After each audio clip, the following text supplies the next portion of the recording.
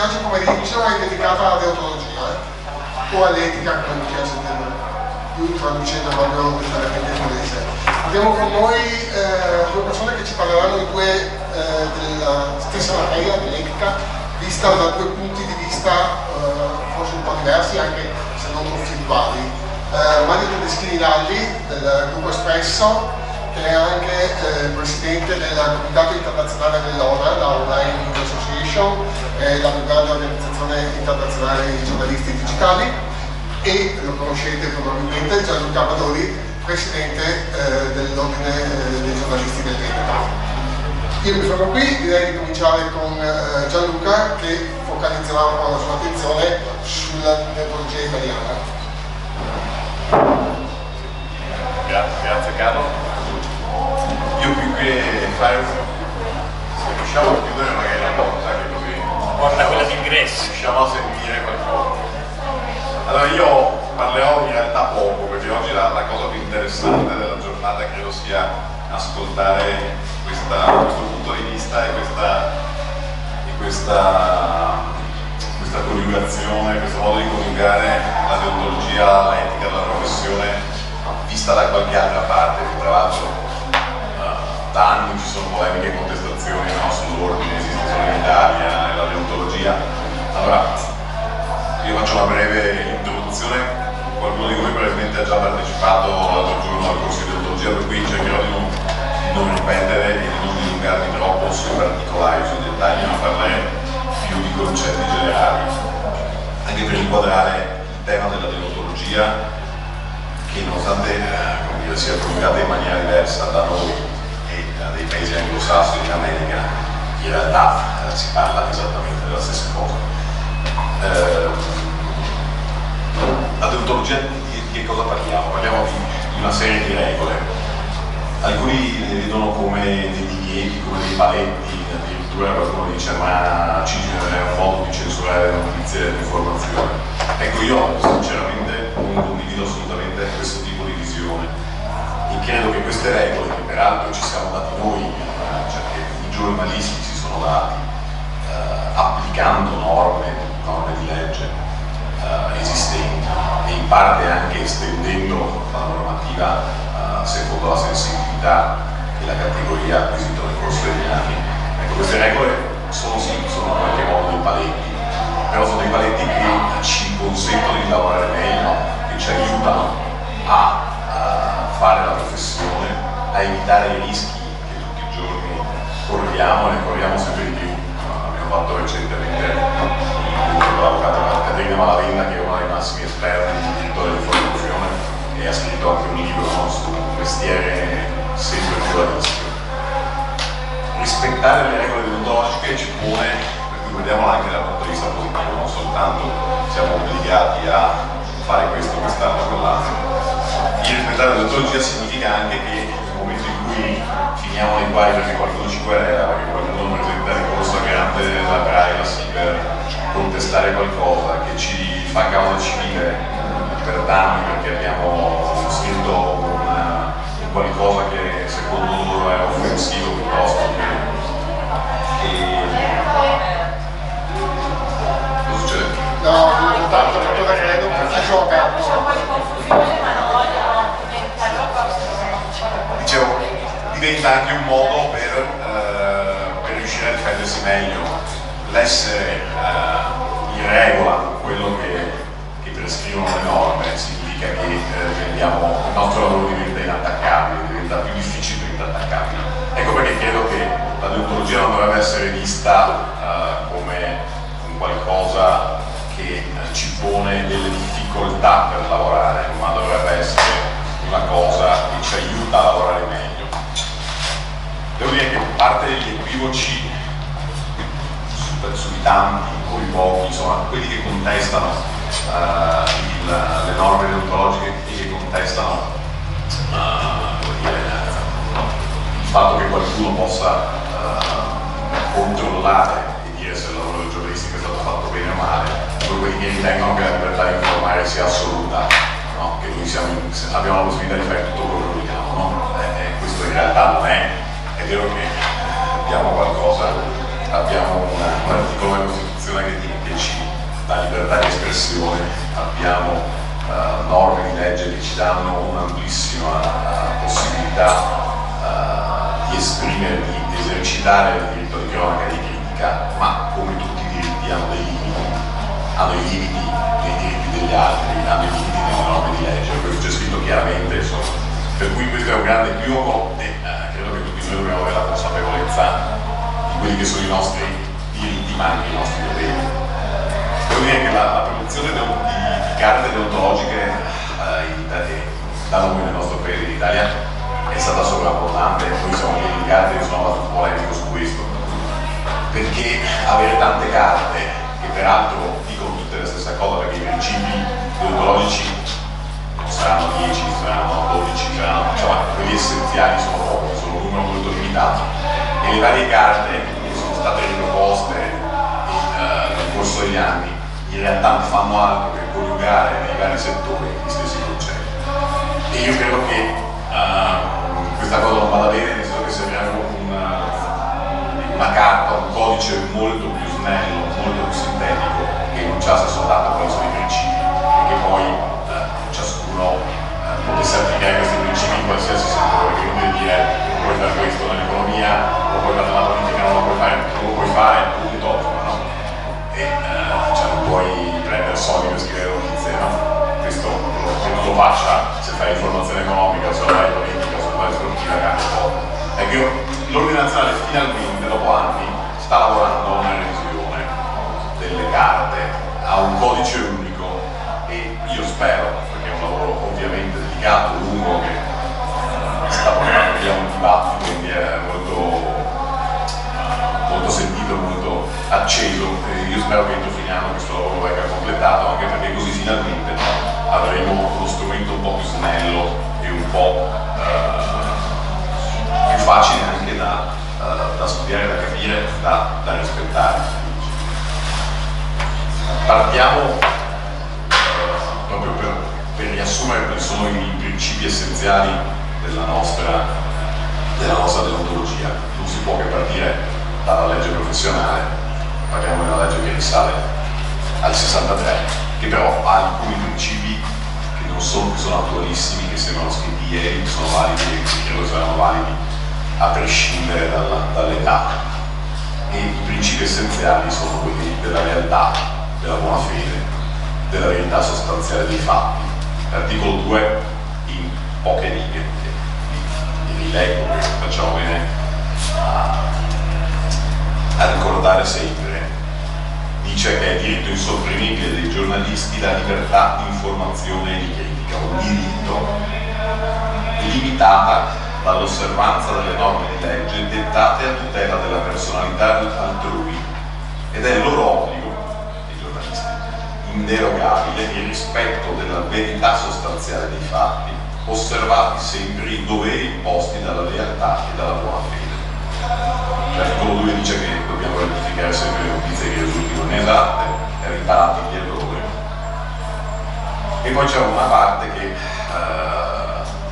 attualissima, e dice che i giornalisti e editori sono tenuti a rispettare il segreto professionale quando ciò sia richiesto dal loro carattere fiduciario delle fonti, e a promuovere lo spirito di collaborazione tra i colleghi, cosa che ormai è un principio non proprio ricordato molto spesso, e a promuovere la cooperazione tra giornalisti e editori, la fiducia tra stampa e lettori. Questo impone la legge, no? E sono dei principi, diciamo, banali, semplicissimi, ma di importanza, di un rilievo, di una profondità straordinaria. Diciamo che basterebbero solo questi, anche per senza poi andare a coniugare, a dettagliare tante altre norme deontologiche. Poi nel corso degli anni è uscita, no? I giornalisti hanno voluto comunque dare dei confini. Siamo partiti con la carta di Treviso, sostanzialmente è stata una delle prime dei primi passi in avanti, no? Ricordiamoci che cosa è uscito sui giornali, sui media 20 anni fa, insomma, sui minori, no? Poi c'è stata l'ONU che ha fatto una carta sui diritti del fanciullo, del minore nell'89, e dal 90 ci siamo dati delle regole, e regole che faticosamente siamo riusciti ad applicare nel corso degli anni. Oggi devo dire che la carta di teoria è ormai acquisita e sono veramente pochi i casi nei quali violiamo e continuiamo a violare i diritti dei minori. Un passo indietro, l'ordine. Anche qua, sull'esistenza dell'ordine dei giornalisti, le polemiche, le discussioni sono sempre molto accese, sono molti che ritengono che l'ordine non abbia senso. Siamo uno dei pochi paesi del mondo dove esiste l'ordine professionale, da altre parti esistono associazioni, esistono organismi di natura diversa, non imposti dalla legge, ma di libera associazione. Io devo dire che per una volta credo invece che l'Italia sia più avanti degli altri, nel senso che quella che viene vista, ripeto, come un'organizzazione, qualcosa che impone dei lacci, dei divieti, delle cose, è invece il massimo della tutela che può esserci. Cioè io giornalista, e lo dice la legge, lo dice anche una sentenza della Corte Costituzionale che sul punto si è pronunciata, ci eleva. Io non devo rispondere a lettori, non devo rispondere a direttori, io rispondo solo esclusivamente alla mia deontologia, alla legge. Di conseguenza io ho la massima libertà, e questo, scusatemi, non è una cosa da poco, soprattutto in un mondo in cui la realtà è ben diversa. La realtà di questo mondo è che se tu non scrivi quello che vuole il tuo direttore, soprattutto se non sei assunto, se non hai qualche garanzia, il giorno dopo scrivi niente. Allora, è vero che tra la realtà e la norma ci sta sempre un mondo di mezzo, ma se non ci fosse la norma probabilmente sarebbe anche peggio.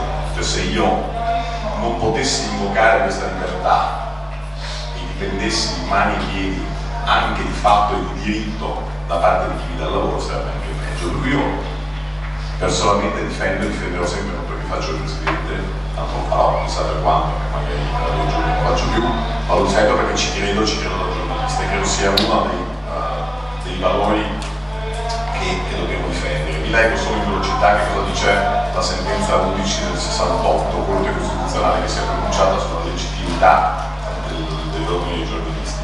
Qui non è un tema su cui nessuno si è mai pronunciato. La Corte Costituzionale ha detto che l'ordine dei giornalisti è legittimo, è un organismo che ha senso, e lo dice, sintetizzo perché sono 3 o 4 punti, dice perché lascia integro il diritto di tutti di esprimere il proprio pensiero attraverso il giornale. La Corte Costituzionale all'epoca del 68 parla del giornale, ma insomma ci capiamo che è qualsiasi strumento di informazione, perché l'albo è obbligatorio soltanto per coloro che manifestano il pensiero per professione.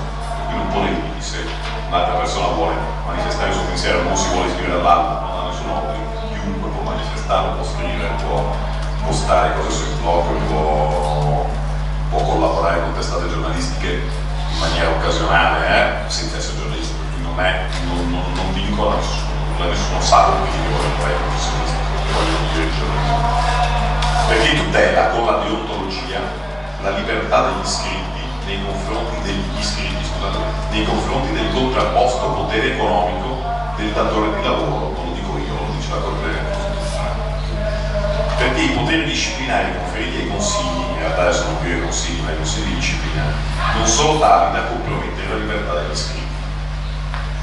Tanto più che la Corte Costituzionale dice, essendo la categoria che delega delle persone all'interno della categoria di valutare se ci sono state violazioni o meno, questa è una tutela notevole per la categoria. Da un lato una tutela, dall'altro lato la possibilità di essere, come dire, giudicati da persone che sanno di che cosa si parla, e non da un prefetto che magari valuterebbe il nostro lavoro magari per tutelare qualche potere forte. Ecco, io credo che questo sia un po' il quadro attorno dal quale partire per discutere di deontologia. Io poi dico ancora 2 cose e lascio la parola a Mario, perché il tema affrontato come lo affronterà lui e lo spaccato che ci dà è interessantissimo. Ed è interessantissimo perché gli americani hanno una visione molto pragmatica, che però in realtà non è incontrato, poi magari replicando, rispondendo, approfondendo quello che dice lo dirò meglio, ma insomma si potrebbe benissimo integrare e già applicare quello che poi ci racconterà ciascuno nel suo lavoro, perché io credo che una delle cose che anche qua si applica molto poco e che invece bisognerebbe fare di default come regola è la trasparenza. Dietro al concetto di trasparenza ci sta tutto. Nel momento in cui io dico da che parte sto, dico che ho un punto di vista, dico che faccio un giornalista schierato, ma lo dico apertamente, tutto il mio lavoro lo posso fare tranquillamente senza, come dire, senza avere nessun timore, perché io do al mio lettore, al mio telespettatore la chiave di lettura di quello che sto facendo. E io credo che sia uno delle regole base che ciascuno di noi dovrebbe applicare. Aggiungo una cosa, questa cosa bisognerebbe farla applicare anche agli editori. Io credo che sarebbe ora il tempo che una norma imponesse agli editori di dichiarare apertamente quali sono i conflitti di interesse, o meglio, quali sono gli altri interessi, so che non c'è praticamente nessun editore puro e tutti hanno altri interessi. Io voglio, quando compro un quotidiano, quando guardo, io devo sapere che quella testata è posseduta da Tizio Caio Semproni, che Tizio Caio Semproni c'è questo interesse, no? Perché solo così, cioè, chiunque giustamente può fare l'editore, ma io devo sapere che tu lo fai. Dopodiché, leggendo l'articolo, sapendo che tu hai l'interesse nell'edilizia e mi fai la campagna per, io posso valutare se quel servizio è scritto bene, è onesto, oppure se nasconde degli interessi, ma solo attraverso la trasparenza è possibile fare. Io credo che questo sia un passaggio del quale anche noi dovremmo lottare, da un lato per farlo noi, e per farlo noi ci vuole poco, insomma, possiamo decidere di farlo domani e ci impegniamo poco. Per riuscire a imporlo agli altri soggetti, ai soggetti principali degli editori, secondo me è una delle battaglie che dovremmo fare nei prossimi anni. Un accenno solo, ma perché entro nell'ultimo concetto importante, l'ultimo paio di concetti importanti che secondo me richiudono i vari principi della nostra metodologia, leggendo e ricordando qual è l'altra carta importante degli ultimi anni, che peraltro ha valore di legge perché è allegata al codice della privacy ed è appunto il codice ontologico relativo al trattamento dei dati personali, che tra l'altro richiude dentro di sé altre carte perché abbiamo previsto sostanzialmente trattare civile, eccetera, e che ci dà, lo avete presente che il codice della privacy, le norme sulla privacy sono strettissime nel trattamento dei dati. Per i giornalisti in realtà no, perché noi non dobbiamo chiedere il consenso a nessuno, se però ci sono dei requisiti precisi, cioè se io nella mia attività giornalistica mi occupo di cose di interesse pubblico vere, questo lasciamolo stare, ma insomma bisogna invece dirlo, cioè fatti che siano veri, che siano di interesse pubblico. Quante volte leggiamo, guardiamo cose che non sono assolutamente di interesse pubblico, ma possono interessare persone morbose, sono curiose, insomma l'interesse pubblico ne hanno ben poco. Ecco, questa è una delle tante cose che, tornando al concetto di prima, che poi ci ritroviamo con le cause civili, con le querele penali, a spiegare per quale motivo siamo andati a postare sui siti del giornale la fotografia e il nome di una signora che stava in macchina a fare sesso con il suo che interesse pubblico ci abbiamo. C'è un interesse pubblico morboso sicuramente, ma pubblico. Io sono una testata giornalistica per raccontare la storia di una signora che ha le sue abitudini sessuali, non solo che c'era la voglia di farlo in macchina, ma non so, è una notizia che sul giornale deve andare. Ecco, questo è un principio essenziale. Dicevo, interesse pubblico, e poi il modo in cui lo studiamo, la convivenza. La codice della privacy ci ha aggiunto il concetto dell'essenzialità dell'informazione, che sembra una cosa banale, ma quante volte noi in articoli troviamo interesse pubblico su fatti che interessano, su fatti importanti, tutta una serie di particolari su persone che non c'entrano niente, di società che con la notizia non c'entrano, ma sono amici di amici di amici. Su questo noi dobbiamo stare attenti perché è nostro dovere di dare un'informazione il più corretta e più scrittosa possibile, ma anche dall'altra parte, perché poi qualcuno, se c'ha se non centralizziamo quella notizia viene messa alla verità, magari poi ce la fa pagare.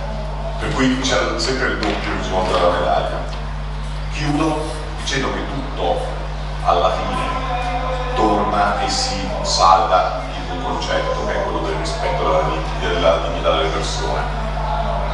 Io credo che il lavoro nostro è difficile, è sempre più rischioso, è delicatissimo, ma noi ogni tanto dovremmo anche metterci, anzi proprio per questo motivo dovremmo metterci quando scriviamo anche dalla parte di chi è oggetto di quello che scriviamo. Questo non significa non scrivere, anzi le notizie vanno fatte tutte se sono vere, se sono di interesse pubblico, ok? Ma come le scriviamo? Serve scrivere Tizio è un mostro, è un orco, è un no? Secondo me no, una volta che io scrivo Tizio è arrestato per questo, dopodiché non siamo noi che abbiamo il giudizio morale o il giudizio universale sul pianeta. Noi dobbiamo dare informazioni, dobbiamo dare gli strumenti alla gente per capire magari se invece di accontentarci di dare etichette spiegassimo anche come funzionano i meccanismi, adesso parlo di giustizia perché sono di solito i problemi principali nascono su queste vicende, non certo sulle notizie bianche che erano meno problemi. Se dessimo più particolari su come funzionano i meccanismi, facessimo un po' meno spettacolo, credo che faremmo meglio il nostro lavoro e eviteremo un sacco di problemi, giusto per tornare alla parte anche come dire, utilitaristica del rispetto delle regole, e daremo un servizio ai cittadini elettori, a chi poi fruisce di questo nostro diritto dovere informare, non dalla parte invece di chi ha diritto ad essere informato. Riusciremo a dare un'informazione migliore. Io mi fermerei su questi concetti che secondo me sono pochi, ma se riuscissimo a tenerli sempre in mente quando lavoriamo, credo che riuscirebbero a far migliorare la qualità dell'informazione italiana 10 volte rispetto a quello che accade oggi. Semplici, pochi, ma di grande impatto. Grazie, passo la parola a Mario.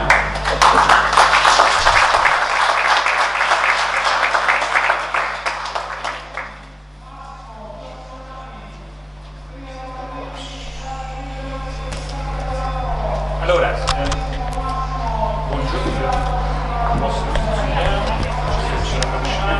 ecco qua, mi sentite? Buon pomeriggio, è caldo anche se siamo a Cortina, grazie di essere qui, nonostante. Sì, mi chiamo Mario Leschinardi, voglio soltanto premettere una cosa che altrimenti delle cose di cui parlo sembra chissà, io sono un giornalista italiano, sono nato a Roma, i miei genitori sono nati a Roma, una mia nonna è nata a Roma, altri due, gli altri fra Calabria e Abruzzo, ho sempre lavorato in testate italiane, sono iscritto da quando sono professionista, anzi poi prima come praticante, all'ordine dei giornalisti di Roma, quindi così mettiamo in chiaro le cose. Dopodiché ho una formazione professionale americana, ho lavorato a lungo con gli americani e appunto da diversi anni mi occupo di internazionalizzare gli sforzi di questa associazione di cui poi parleremo, che è la Online News Association. Siamo stati invitati a parlare di deontologie italiane e americane a confronto. Io intanto metterei americana tra virgolette, perché parleremo molto della cultura americana, ma in realtà forse dobbiamo aprirci un pochino a culture professionali diverse che sono molto variegate. Se vogliamo l'ambito italiano, così come Gianluca ha sinteticamente descritto, che è quello formalmente più strutturato, e l'ambito americano che è quello formalmente meno strutturato, anzi totalmente destrutturato dal punto di vista formale, tranne le leggi generali dello Stato, diciamo così. Esistono poi diverse gradazioni di prassi e di culture nel mondo, però una rapida appunto su cristiano, perché sono qui.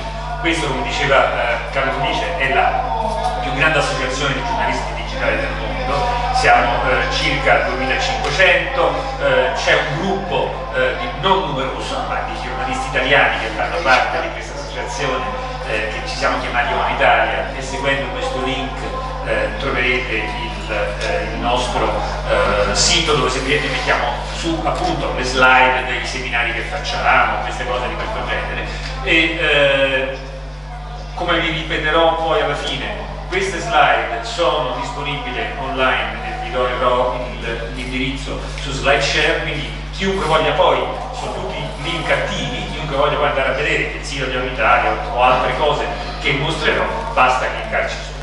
La cosa più importante che facciamo è la conferenza annuale, cioè ogni anno, quest'anno a Los Angeles a fine settembre, sono ormai circa 2.000-2.300 giornalisti che si riuniscono insieme per discutere di come fare, cosa fare, e quindi uno scambio di esperienze, di collegamenti l'uno con l'altro e molto di formazione. L'altra cosa importante che l'associazione fa è gestire gli Online Journalist Award, cioè i premi di giornalismo online che sono molto prestigiosi e molto importanti, a cui possono partecipare la gente, cosa continuiamo a dire, testate, gruppi, individui, studenti, anche se c'è anche la categoria studenti, che hanno progetti di giornalismo digitale che fanno in qualunque lingua. Quindi adesso ovviamente si saprà a settembre chi ha vinto quest'anno, ma l'anno prossimo in primavera tutti quanti possono partecipare. Ma oltre a queste attività, no, questo lo diciamo qua, e questo diciamo perché sono parlando di cultura professionale americana o in genere anche di altri paesi, ci sono delle cose che si perdono nella traduzione, in certi casi proprio nella traduzione letterale delle parole, in altro perché ci sono dei concetti che non si sovrappongono. Allora dobbiamo tenere presente che la cultura politico-costituzionale americana, per quanto riguarda il mestiere che tutti noi facciamo, si basa su una cosa che si chiama il primo emendamento della Costituzione degli Stati Uniti, the First Amendment, che recita, come leggete qua, il Congresso non promulgherà leggi per il riconoscimento ufficiale di una religione o che ne proibiscano la libera professione o che limitino la libertà di parola o di stampa o il diritto delle persone di riunirsi pacificamente in assemblea e di fare petizione al governo per la riparazione dei danni. Allora, questo che è l'emendamento della, diciamo, libertà individuale, pensiero, espressione, eccetera, eccetera, è stata poi declinata nel corso degli anni, dei paio di secoli che è durata e che dura questa Costituzione, in una maniera sempre più stringente, sempre più in campo della stampa, del giornalismo, sempre più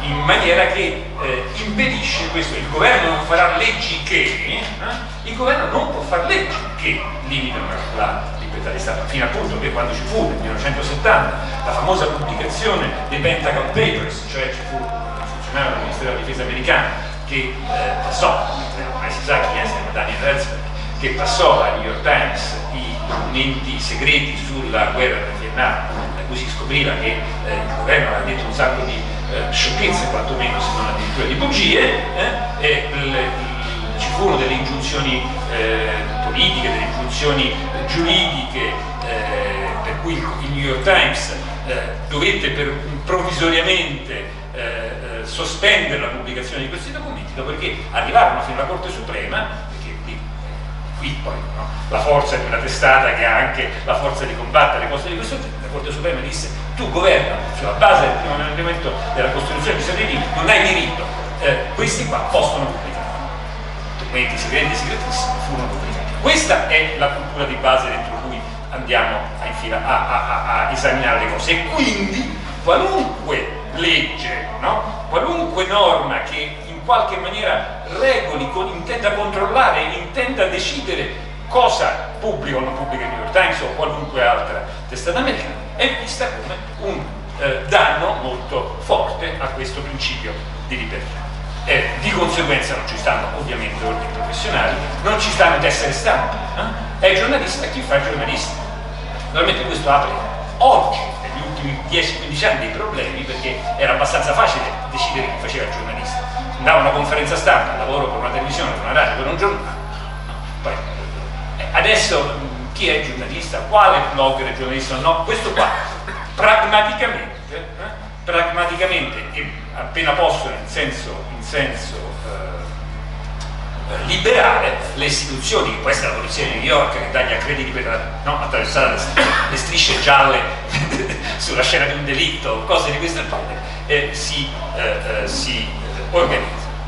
fino al punto che negli Stati Uniti, per esempio, non esiste una shield law a livello federale, cioè una legge che protegga i giornalisti dalla rivelazione delle fonti richieste eventualmente dall'autorità giudiziaria. Ne esistono nella maggioranza degli stati, va bene, ma nella giurisdizione federale questo non esiste. Allora c'è stata una grande discussione, c'è una legge che ha passato finalmente il vaglio del Senato, dove si evita di parlare di giornalisti che abbiano questa protezione, ma di chi fa giornalismo, e poi dopodiché si cerca di definire in qualche maniera che cos'è questo giornalismo. Allora, questo è per capire, perché altrimenti se no è un mondo radicalmente diverso, è una cultura che è politica, costituzionale, che è radicalmente diversa, non è solo il giornalismo che è diverso.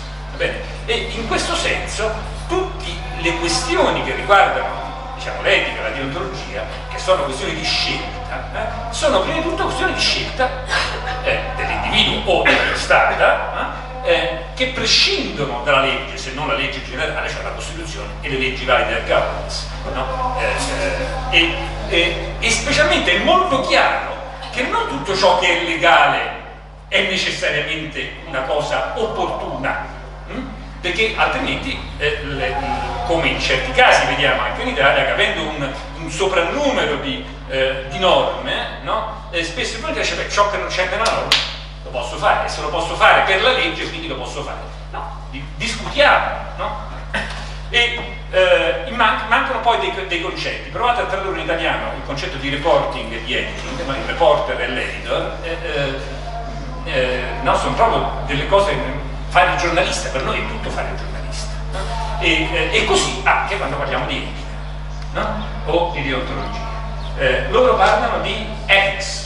Ethics comprende tutto, comprende alcune questioni che riguardano la deontologia intesa come, diciamo così, codici professionali che si possono dare dalle associazioni, che so io, l'associazione dei giornalisti, dei fotogiornalisti americani o cose di questo genere, o viceversa delle singole testate, o dei criteri di giudizio sulla pubblicazione di certe questioni. E naturalmente vale pure per l'Italia, ma diciamo che è ancora più forte negli Stati Uniti il concetto. Attenzione quando si parla di etica, perché quando, non a caso siamo più sul sicuro quando noi abbiamo la parola deontologia. Quando tu parli di etica, ethics, dici oddio, ma che cos'è il giornalismo etico? No, guai il giornalismo etico. Il giornalismo è fatto in maniera etica, no? Vuol dire che si propone degli scopi edificanti, eticamente validi, va bene? Se no qui passiamo ad un'idea di etica teleologica in cui è buono ciò che porta al bene, no? Mentre invece qui è chiarissimo, come è pure da noi, ma qui lo è più evidente ancora, che è etico ciò che è il processo per cui tu scegli una certa cosa e non scegli una certa altra, scrivi in un certo modo o non scrivi in un certo modo, okay? E per questo appunto abbiamo detto che possono esserci, sono poi codici di vario genere, associativi, intestati e così via, molti dei quali, direi forse la maggior parte dei quali, sono presi nel loro complesso assai più stringenti come norme. Se qualcuno si arriva a leggere, poi vi mostro alcune cose, quindi uno potrà andare a cliccare, ci sono delle norme, delle testate, delle grandi testate americane che tutti noi ammiriamo, che se le importassimo a Corriere della Sera, a Repubblica, tutti quanti gli vedrebbero che avete diritto, oddio, la libertà del giornalista, eccetera, eccetera. Allora, diciamo della nostra associazione, oltre a questo, facciamo, nel campo di cui parliamo, ci sono due iniziative in corso da un anno. La prima è una iniziativa che si chiama Social News Gathering and Ethical Course, cioè una rotta etica sulle questioni della raccolta di informazioni nei media sociali, no? Allora, come sappiamo che i media sociali, oggi come oggi, Twitter, YouTube, quant'altro, sono importantissimi per la raccolta delle informazioni e per la verifica delle informazioni, allora come fare questa cosa in maniera etica? Noi sappiamo il cronista classico, cronista di bianco o di nera, che va a bussare alla porta di un bambino di 11 anni rimasto orfano perché due genitori sono rimasti vittime di un incidente, beh, ci sarà un problema etico di come mi rivolgo a questo bambino, no? Ecco, questo per dire nel modo tradizionale.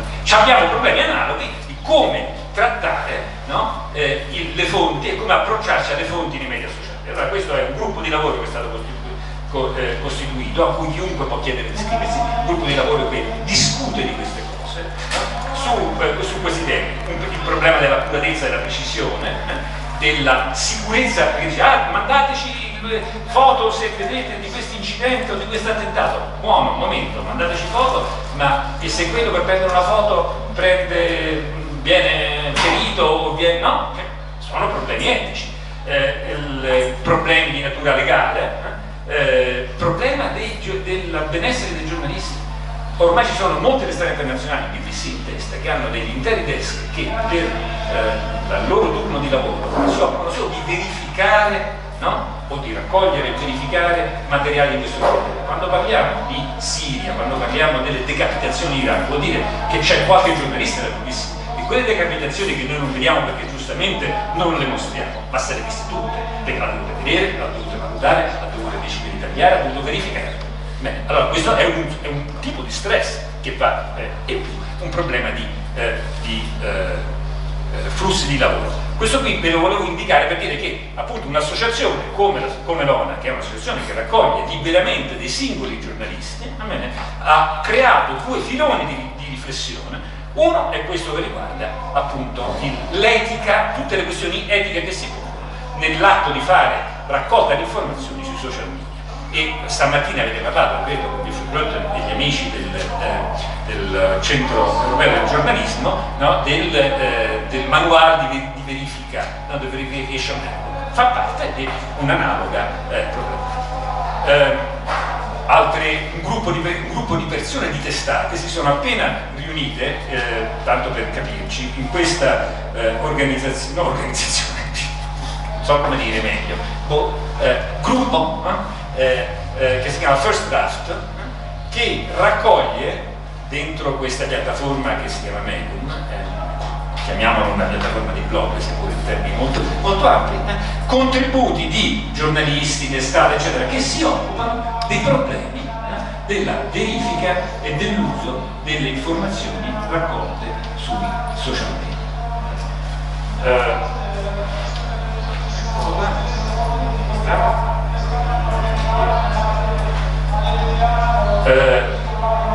Invece quello di cui volevo parlarvi stasera, oggi pomeriggio, è questa seconda iniziativa dell'ONU, quello del codice etico fai da te, il che è sembrerebbe a sentirla così un ossimoro, una follia. Questi americani si sono bevuti di cervello, se ognuno si fa il codice etico per conto suo, di che codice etico stiamo parlando.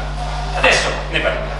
Allora, è un progetto intanto per cominciare che è abbastanza addentellato con l'Italia, perché è stato lanciato al Festival di Perugia del 2014, e l'idea è che ogni giornalista, se è un giornalista indipendente, che è un sopralluogo, quello che è, oppure una testata, oppure qualunque organizzazione che pubblica per il pubblico delle informazioni, quindi vedete, qui non c'è più niente, il problema è di stabilire giornalista, non giornalista, la carta, il timbro, le patenti, che voglia però porsi i problemi etici che attengono a questa funzione che vuole svolgere, deve porsi certe domande, non può non porsene. Noi vogliamo aiutarlo a porsi delle domande e, come dice il nostro amico della notte del Radio 1, darsi delle risposte. E queste risposte, no?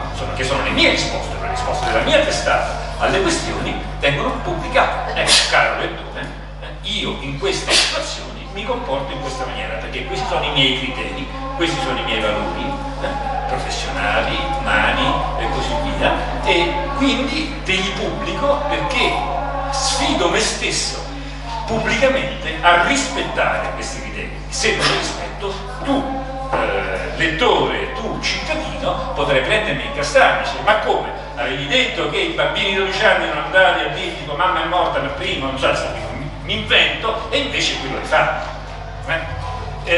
Questo progetto è partito, l'idea è che chiunque voglia partecipare a questo esercizio debba prima di tutto, in tre fasi, prima di tutto accettare alcuni, non so come dire, universali deontologici. Per esempio, non si dicono bugie sapendo che sono bugie, altrimenti non ci... No? Di che stiamo parlando? Va bene? A prescindere dalla filosofia, la verità, cosa non la verità, diciamo così, che se siamo consapevoli che una cosa è falsa, noi non dobbiamo scriverla. Seconda cosa, non si, come diceva Gianluca, ovviamente accettare denaro per scrivere una cosa piuttosto che un'altra, no? A parte lo stipendio tutti i giorni, ma quello lì è una cosa che non si fa. Se siamo d'accordo andiamo avanti, se non siamo d'accordo finiamo là, tu fai un altro mestiere, io faccio questo mestiere. Quindi diciamo dei principi, dei postulati etici, diciamo così. Va bene? Poi ti si propone anche una specie di algoritmo, di serie, di sequenza, di dire, e questa è una cosa molto importante per gli americani che hanno un certo tipo di cultura, sei tu giornalista o tu testata, un giornalista o una testata che ti proponi di fare un giornalismo cosiddetto obiettivo, cioè così imparziale per essere più precisi. Bene. O viceversa sei un giornalista o una testata che si pensano di fare un giornalismo con un proprio punto di vista. Questo non toglie che decidendo anche di fare un giornalismo con un proprio punto di vista, tu comunque debba rispettare certe cose, per esempio il fatto che tu hai il tuo punto di vista, però poi devi in qualche maniera dar conto del punto di vista anche contrario. Fino ad arrivare al terzo livello, che è quello importante, che è la presentazione di 40 questioni, poi dopo le vedremo, alle quali ciascuno di noi deve dare una risposta e che ciascuno di noi può in quel contesto lì, adesso lo dico, no, poi, ovviamente in Italia poi ci sono le leggi che sono le leggi, i codici sono i codici, però ci sono molte questioni che non sono minimamente toccate neppure dalle nostre leggi e dai nostri codici. Allora, su molte di queste questioni ciascuno di noi, ciascuna testata può dare legittimamente delle risposte diverse. La cosa importante è che le domande si pongono, la cosa importante è che le risposte si diano, no? E non semplicemente che tutto va. Ciò che la legge non prevede, vabbè, io vado. Questo c'è stata una prima fase di crowdsourcing, cioè quello lanciato un anno fa a Perugia, un anno e qualcosa fa, è che vennero messi una serie di documenti online, a questo link li trovate ancora tutti quanti originali, dove su questi temi varie persone, ma anche voi, chiunque poteva entrare, per questo l'abbiamo lanciato a Perugia, e dare il proprio contributo su come si citano, come si fanno le correzioni, appunto come si usano i social network, come i minori, ma tutte le questioni che sappiamo. E da questa fase in cui si sono raccolte le opinioni anche di paesi diversi, di culture professionali diverse, è uscita una cosa che adesso vi mostrerò più dettagliata. Nel frattempo però Carlo Felice, io e gli altri amici di Ona Italia abbiamo tradotto questi documenti di base, quelli che adesso sono stati nuovamente modificati, materiale per un codice etico fai da te, e qui si spiega quello che ho appena detto. Questo mi limito a mostrarvi l'elenco. Accettare denaro da donatori e fondazioni, perché un conto è, dice, sai, vabbè, certo, se arriva l'industriale che dice ti do 200 euro e parla bene del mio prodotto, quello è troppo facile, no? Donatore, una fondazione, un ONG, come ci mettiamo? No, se un ONG ci finanzia un progetto, questo è o non è legittimo? È in realtà, anche se le ONG sono buone, è in realtà un modo per influenzare la scelta giornalistica della testata. L'audio, l'uso dell'audio, quanto posso o non posso tagliare un audio registrato all'interno senza segnalare il taglio, per dire. Premi e concorsi, precisione, qui abbiamo avuto un problema di traduzione a proposito, accuracy, dicono loro. L'accuracy è precisione, accuratezza, correttezza. Cioè, se voi dite che io sono nato il 27 agosto 2015, dite una cosa imprecisa, perché sono nato esattamente nel 1951, sempre il 27 agosto. No? E via così. L'uso delle fonti confidenziali, come fare le correzioni, poi ne parleremo, gli interessi finanziari dipendenti, vedete, questa invece è una delle cose che molte delle carte, quelle sono quelle di Repubblica, eccetera, la carta del giornalismo economico, tutte cose che invece, vedete, alcune delle cose ovviamente noi già trattiamo nei codici, le interviste, le prese degli ostaggi, come comportarsi in caso di presa di ostaggio, foto e video, i commenti online, le oscenità, uso o non uso, quando posso usare un'oscenità, no? E via, sono esattamente 40 argomenti.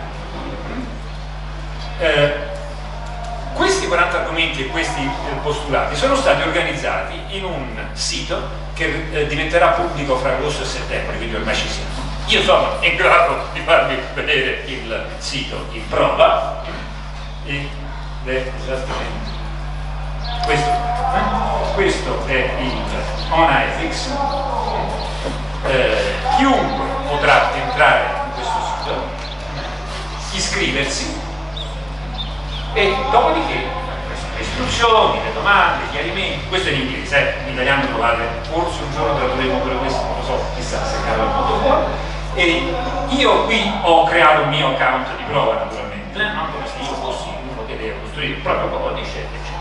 E in questa ci sono i fondamentali, tell the truth, conflitto di interesse, comunità, rispetta il tuo pubblico e quelli di cui scrivi, considera come il tuo lavoro e la sua permanenza, perché sul mondo digitale il lavoro si mantiene, può colpire gli oggetti del tuo giornalismo, la tua comunità e come per il fatto che internet non conosce confini, eccetera, eccetera, eccetera. Dopodiché, siccome questi sono però non stiamo a discutere, possiamo salvare e continuare.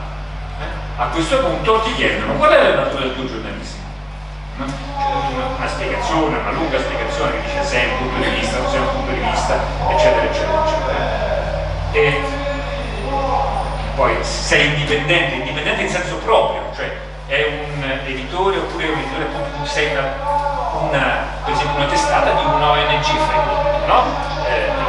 A questo punto, dopo che ti sei studiato tutta questa roba, vai avanti e c'hai le scelte possibili, no? Per considerare quali di queste scelte rientrano negli standard della vostra organizzazione. Alcune delle scelte qui sotto sono in conflitto una con l'altra, quindi dovete evitarci naturalmente principi in conflitto, oppure correggere, c'è la possibilità di correggerli, non è che devi avere nella scatola chiusa quello di ed eliminare il conflitto. Alcune di queste affermazioni sono pubblicate nella fase 1. Quindi i nostri giornalisti non devono esprimere opinioni per niente e devono sforzarsi che tutte le storie siano neutrali o che non riflettino propensione, bias, possiamo dire, un pregiudizio nei confronti di qualunque posizione. No, allora sì, questo siamo così. Oppure no. Allora, questo qui tu scegli, dopo io ho scelto un pochino a casaccio per questa cosa, va bene? E poi si comincia con le 40 questioni. Accettare denaro, e quindi le questionieri. I nostri finanziatori non saranno, ai nostri finanziatori non sarà consentito di leggere gli articoli prima della pubblicazione. Sì o no? I nostri formatori possono vedere i nostri articoli prima della pubblicazione, ma non possono alterarne il contenuto o porre il velo. Oppure i nostri finanziatori possono vedere le nostre storie prima della pubblicazione e i loro commenti sulle storie saranno presi in considerazione dalla redazione, anche se non saranno, e via così. Come vedete ci sono una serie di opzioni, si può aggiungere qui una mia personale, un nostro personale criterio, si salva e si continua.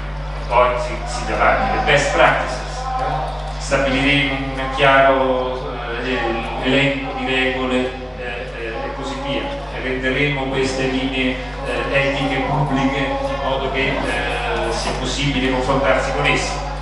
Finito tutto quanto questa roba qui, poi clickbait, no? Clickbait nel mondo del digitale vuol dire fare dei titoli un po' fasulli che inducano a cliccare, finanziamento da parte delle organizzazioni, pubblicità e via, correzioni, censure dice, ma no, eccetera, che stiamo a discutere se accettiamo la censura?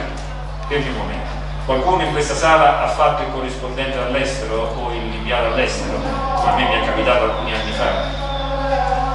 Beh, qualcuno, eccolo là, non so in che regioni l'abbiate fatto, ci sono delle regioni, dico per dire perché si sa, è noto, e altre regioni meno noto, il governo di Israele, almeno teoricamente, su alcune questioni richiede che l'inviato o il corrispondente sottoponga alla mozione di censura i propri servizi. Così, tant'è che questo vale anche per i colleghi israeliani, tant'è che specialmente negli anni passati i colleghi israeliani con le notizie facevano passare agli stranieri, facevano pubblicare sul Times di Londra, poi diceva il Times di Londra scrive. Allora, questo a proposito dell'efficacia della censura, ma comunque sono cose reali. Allora, tu ci sei mandato dal tuo giornale, questo è il giornale che decide, no? Cioè, tu devi coprire una certa cosa, accetti, non accetti, in che misura accetti che un governo, diciamo, stabilisca dei criteri di censura. Se ci sono e se tu li accetti, ti rendi pubblici al tuo lettore, dici questo articolo è stato cosa, oppure fai vedere lo spazio bianco dove c'era un pezzo che ti è stato eliminato. Cioè, tutte questioni che si può.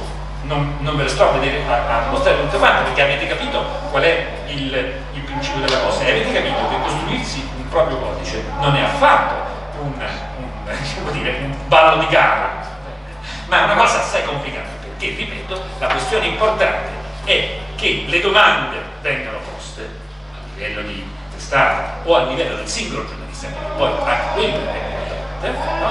E a queste domande siano date una risposta. Una volta che io ho dato le mie risposte o le nostre risposte a tutte queste 40 questioni, ho il mio codice, che in questo momento è solo parziale, che posso esportare e pubblicare o anche semplicemente linkare sul mio sito. E quindi naturalmente Gianluca potrà dire: Mario, ma tu hai detto che in realtà qui ti sei comportato differentemente, no? Quindi si rischia, diciamo, quantomeno di perdere la faccia. Ora, perdere la faccia dice Marx, chi se ne importa della faccia? Secondo me ciascuno di noi un po' gli importa della faccia, a chi più a chi meno, e specialmente interessa alle testate. Naturalmente esistono altri attori, come abbiamo detto, anche negli Stati Uniti, rispetto, questa è una cosa nuovissima, una cosa che è un anno e mezzo, che d'altra parte la nostra nazione, sono giovane, giornalismo digitale, questa associazione è stata creata nel 1999, quindi perché noi ci sentiamo vecchi, abbastanza poco, anche se metà della mia vita professionale è professionista, insomma, interessante. Per dire, in America ci sono tante associazioni e tanti che organizzano, che hanno dei propri codici. Quello più noto è quella della Society of Professional Journalists, che c'è un codice etico con i 4 principi base, no? Che poi vengono articolati, ma è poco articolato, come dicevi tu, sono pochi principi di tipo generale. Seek the truth and report it, cioè ricercate la verità e riferite. Minimize harm, minimizzare il danno che questa tua attività di cercare la verità, no? Il danno non necessario va eliminato, perché dobbiamo essere cattivi comunque, no? Agite in maniera indipendente, siate accountable, cioè rispondete pubblicamente delle vostre azioni e siate trasparenti. Questo invece è il Poynter Institute, che è un istituto di ricerca e di formazione per il giornalismo finanziato dalla fondazione che pubblica il Tampa Times e con i profitti del Tampa Times alimenta l'istituto, che ha un blog su questioni etiche. I principi, anche qui è ricerca la verità e riferisci nella maniera più completa possibile, sii trasparente, impegnati e coinvolgi la comunità, coinvolgersi con la comunità è un fine piuttosto che un mezzo. Così come ci sta una fondazione dove poi finanzia alcuni progetti sull'etica e l'eccellenza del giornalismo. Allora, dice, ma appunto, il codice poi da te è allora tutti fanno come gli pare, nessuno ne paga le conseguenze. Beh, nella logica americana, onestamente, tanti pagano le conseguenze. Certe volte si può pure discutere che non siano conseguenze eccessive dal nostro punto di vista, ma signori, altro che se pagano le conseguenze. Intanto, per cominciare, dobbiamo capire che ci sono degli strumenti che non sono giuridico-legali, appunto un codice, una legge, un ordine, ma che sono tutti interni al sistema. C'è, per cominciare, una responsabilità redazionale molto più pronunciata. Questo qui non ve lo dico, tanto è inutile.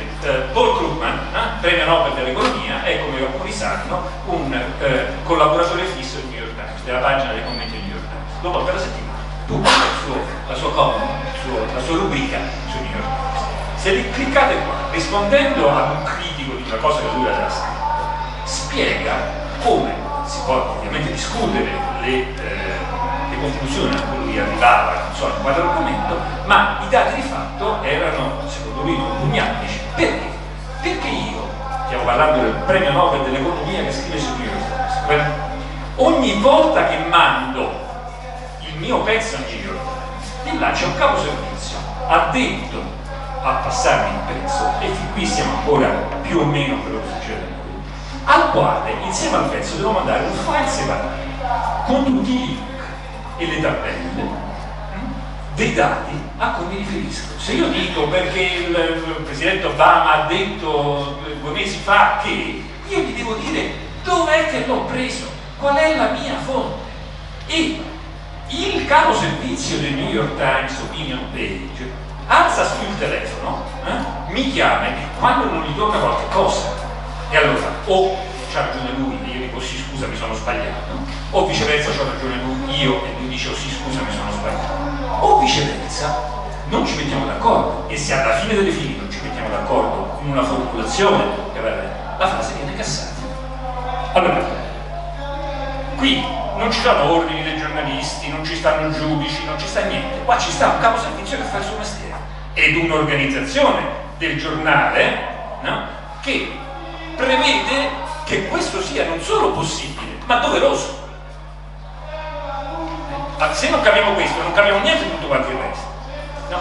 E poi molti giornali, ma molti giornali importanti e non importanti, hanno poi degli standards editors, cioè dei caporedattori, una cosa di questo genere, va bene, che si occupano solo, sono pagati tutti i mesi, magari hanno fatto prima il capo cronista, hanno fatto l'inviato, hanno fatto, poi a un certo punto si occupano di stabilire, di discutere insieme con la direzione, con la redazione, cioè degli standard, e li codificano e sono, come dire, i sacerdoti degli standard del giornale.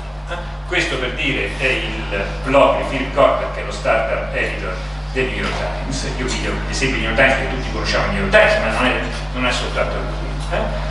Prevalentemente lui si occupa di standard linguistici, ma non soltanto. Tom Kent, che è lo standard editor della Associated Press, è in realtà la forza dietro a quel esercizio del costruisci il tuo codice etico da solo. Poi ci stanno i cosiddetti garanti dei lettori, dicevamo in Italia, no? Gli ombudsman, o secondo l'espressione New York Times, i public editors, Margaret Sullivan del New York Times. C'è anche addirittura un'organizzazione che si chiama Ombudsman News Organization, mi sembra una cosa di questo genere. Che cos'è un ombudsman? Lo dico perché molti sono giovani e non si possono ricordare i tristi tentativi che abbiamo fatto negli anni 80 di farne qualcuno con un'Italia, in particolare il Messaggero è un alto quadro giornalistico di alta levatura, spesso è un ex direttore di un altro giornale che viene assunto dal giornale, pagato regolarmente tutti quanti i mesi, fuori dalla struttura produttiva del giornale e fuori quindi anche dalla responsabilità gerarchica, non dipende dal direttore del giornale, ha come compito quello di ascoltare le proteste, i problemi dei lettori e riferirne, fare delle inchieste interne e riferirne pubblicamente. Quella del New York Times in questo momento si chiama Margaret Sullivan, ha un suo blog, prima quando non c'erano i blog pubblicavano una rubrica domenicale e Margaret Sullivan ha un blog, quindi pubblica molto più spesso, e ricorda sempre, guardate che io essendo il direttore, essendo il capo servizio, essendo il cronista, poi do un mio giudizio, che è un mio giudizio, che vale come un mio giudizio, non ha nessuna forza cogente, no? A differenza dello standard editor. Lo standard editor è quello che dice tu metti le virgolette con i caporali o con il doppio apice, oppure tu i bambini li tratti in questa maniera o quell'altra. Questo no, questa è una pura, è un puro difensore del lettore in senso proprio. Questo qui sono le ultime cose scritte da Margaret Sullivan.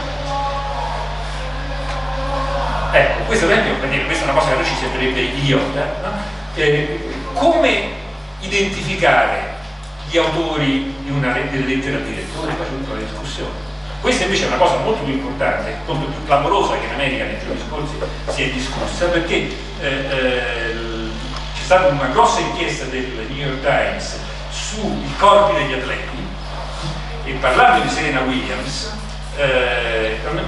riferiva di alcuni giudizi su, non dico, non c'era scritto sempre un maschio, ma insomma con apprezzamenti di questo, della femminilità, non femminilità e così via. Questo ha suscitato un putiferio perché era insensibile, perché era antifemminista, e quindi Margaret Sullivan ha fatto tutta un'inchiesta, ha parlato col capo redattore, ha parlato con il redattore, eccetera, eccetera, e poi ha detto come la pensa. Questo è il public editor. Appunto si diceva negli anni 80, adesso mi sto un po' allargando ma finisco rapidamente, il Messaggero con Branca, l'ex presidente della Corte Costituzionale, che pubblica sull'onda della vicenda la vicenda Mondadori, tutte robe di quella storia giornalistica, stabilirono la creazione di un garante del lettore, che però non aveva potere alcuno, non aveva potere alcuno oggettivamente, perché da una parte l'azienda o anche la redazione, la direzione c'è attenzione perché tu scrivi delle cose che per quanto caro Felice ha scritto una cosa sbagliata, va bene? E questo immediatamente diventa una cosa che poi lo porto in tribunale, vedi pure il grande lettore dice, eccetera. Quindi praticamente erano degli amabili colleghi che pontificavano un po' di come si fa il giornalismo, e tutti non li vedete più come si studia. Questo però è di nuovo un problema culturale, è un problema di come noi nelle redazioni, ma quanti dei nostri, non dico dei nostri collaboratori, ma dei nostri editorialisti accetterebbero un controllo redazionale come quello del premio Nobel Paul Krugman è costretto ad accettare, anzi probabilmente è grave di doverci sottostare a New York Times. In più ci sta la questione delle correzioni, pure questo è una questione di tipo, no? Si dice, c'è scritto nella legge del 63, se ci stanno delle cose inesatte dobbiamo ristabilire i fatti. Bene, sul New York Times, su tutti i giornali del mondo, diciamo, che io conosca, c'è una pagina, parlo del giornale di carta, in cui tutti i giorni c'è scritto ieri abbiamo scritto che Tedeschini è nato nel 2015, in realtà è nato nel 1951 e così. Ovviamente questa roba adesso è, scusate, è anche tutti i giorni ci sono correzioni. Vogliamo vedere le correzioni, le ultime correzioni? No, queste sono quelle di ieri, quelle di oggi. Non ho idea, lo stiamo aprendo a casaccio. E queste sono le sezioni, sezione New York, sezione business, sezione sport, no, weekend, eccetera. Questo per esempio a causa di un errore fatto al desk, la didascalia di una foto di venerdì nella rubrica Inside Art circa la costruzione di una parte del museo dell'Ermitage a Mosca, descriveva l'immagine in maniera incorretta, mostra il modello della nuova costruzione e non un rendering. La cosa, veramente queste sono proprio cose minori, ma certe volte sto cercando di... allora questo qua dice, così stiamo sbagliando i nomi, va bene? Allora se io clicco su questo articolo, questo è l'articolo online, se vado in fondo all'articolo, correction, un articolo della pagina delle automobili venerdì su come insegnare agli automobilisti a far sorpassare le macchine autonome, forse non ho letto il pezzo, misspelled, cioè ha scritto in maniera errata il cognome di uno scienziato dell'Università del Michigan e ha omesso la sua iniziale, si chiamava Pradhan e no Prahan. Allora, questo che vuol dire? In questo caso è un errore che a noi ci sembra idiota. Il punto è che quando c'è una correzione, siccome siamo nel mondo della permanenza, come si diceva prima, io devo correggere anche il pezzo che ho dato, ma lo devo correggere in maniera trasparente. Se ho fatto un errore, quindi qua sopra nel testo adesso troverete ovviamente il nome giusto, perché no? Ma sotto c'è scritto: guardate, se trovate una contraddizione con quello che vedete sulla pagina del giornale stampato venerdì, è perché qui abbiamo fatto un errore e va bene. E dice: ma che succede se no? Succede la nuova intelligenza, no? In certi casi. Allora, questo qui è uno dei casi più recenti. Brian Williams era il grande scusate il vecchio amico che ha appena entrato in sala. Brian Williams era fino a pochi settimane fa l'anchorman del più seguito telegiornale degli Stati Uniti, NBC, il quale si vanticchiava un po' in giro, perché questi belloni, eccetera, che lui era stato al golf, gli stava su un elicottero, gli avevano sparato addosso e poi invece eroico non so che aveva fatto. Insomma, su questo elicottero ci stavano, ma gli avevano sparato addosso, più un paio di altre questioni di questo genere. Il signor Brian Williams, dopo che l'NBC ha cercato un po' di arruffare le questioni, non fa più il conduttore del primo telegiornale degli Stati Uniti, perché ha detto un bugia. Non l'ha detta durante il telegiornale, si parla, l'ha detta durante delle interviste, delle intervistate. Non è più così. Jason Felch, questo l'ho trovato preparando queste, non avevo la più pallida idea di chi fosse. Questo è Los Angeles Times. Era uno degli giornalisti investigativi di punta dello Los Angeles Times, che ha fatto una inchiesta su un college della regione di Los Angeles sui reati a sfondo sessuale, in particolare a danno di studentesse in questo college, che non venivano, di cui non aveva il college riferito in maniera sufficientemente completa ed ampia.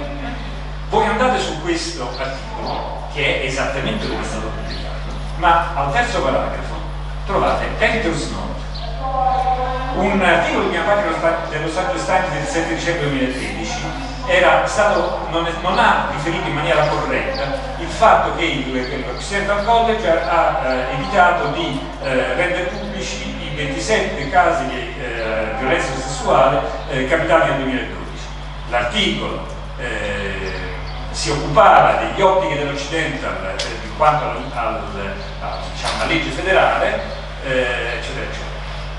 I rappresentanti del college hanno molestato il New York Times per chiedere una correzione. I documenti che sono stati controllati dal Times questa settimana mostrano che i 27 incidenti, i 27 casi non rientravano sotto i requisiti della legge di cui si parlava per una serie di ragioni.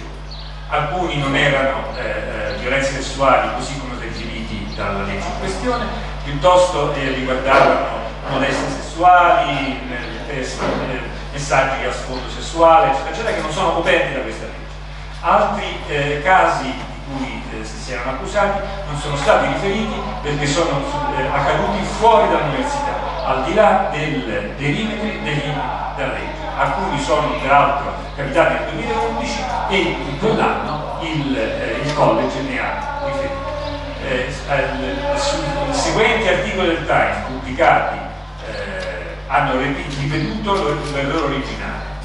Il Times si rammarica degli errori pubblicati.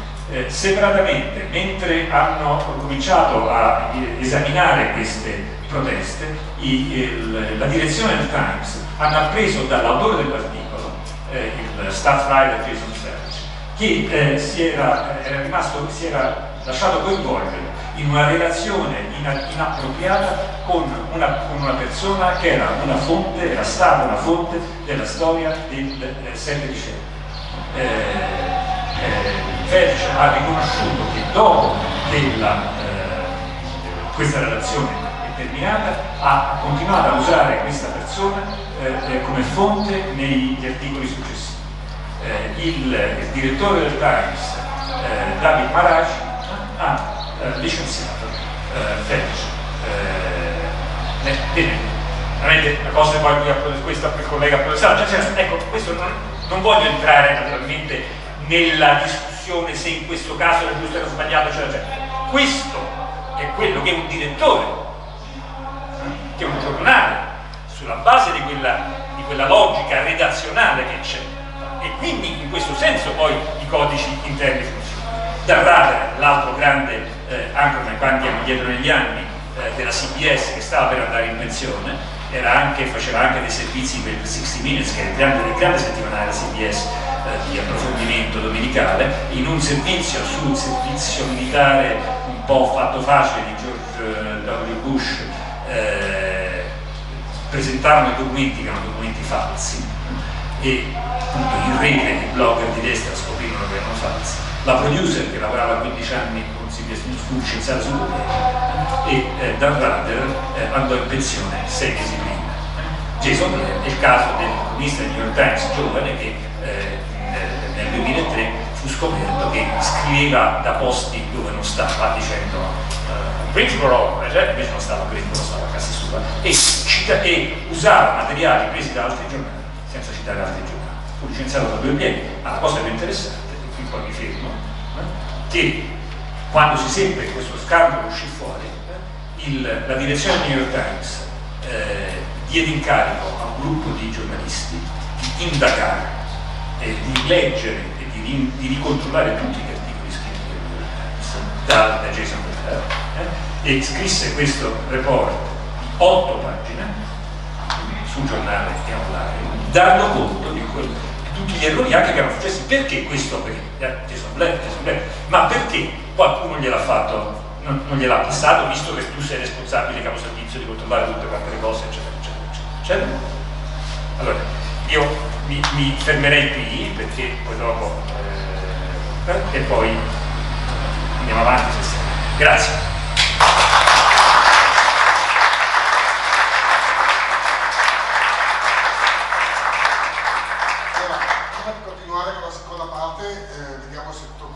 Ispirato delle curiosità, della voglia di sapere qualcosa di più. È facile, più facile del solito.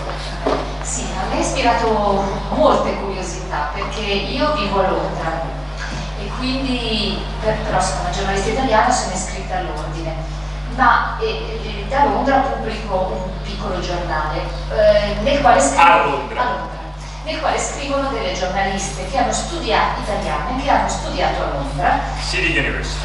Sì, e quindi non fanno parte di nessun ordine, perché in Inghilterra, come in America, è giornalista chi lo fa.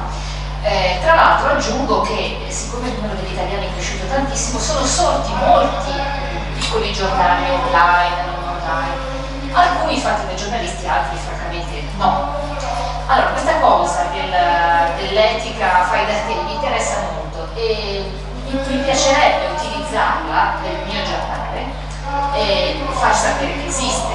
Allora, la mia domanda è: bisogna far parte di ONA per poter... No, si può scaricare... Fai la domanda, poi ti rispondo. No, era questo, cioè se è necessario far parte di questa organizzazione, oppure se io posso essere autorizzata a diffondere la notizia di questa cosa e invitare anche gli altri giornali a... Assolutamente, la risposta sarà, perché in questo momento io ho un accesso, diciamo, di prova. Quello che vi ho mostrato, il sito come tale, è un sito di prova, quindi, ma dovrebbe essere, noi abbiamo una conferenza a fine settembre e certamente per fine settembre sarà, noi speriamo a fine agosto, la seconda metà di agosto, di renderlo pubblico. Quando sarà reso pubblico, tu clicchi dentro, costruisci un profilo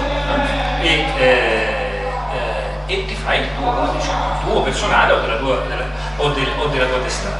Lo puoi editare, puoi cambiare e così via, ma fino a che ce l'hai è quello, perché proprio l'idea è l'idea di una apertura, no? Perché altrimenti, tant'è che le fasi preparatorie sono state in crowdsourcing, se tu, ormai siamo al di là di quello, se tu l'avessi saputo prima avresti potuto cliccare sui documenti di Google e dire ma io in realtà sugli audio penso che sarebbe meglio mettere più in alto questo problema o quest'altro caso, eccetera. Assolutamente sarà aperto.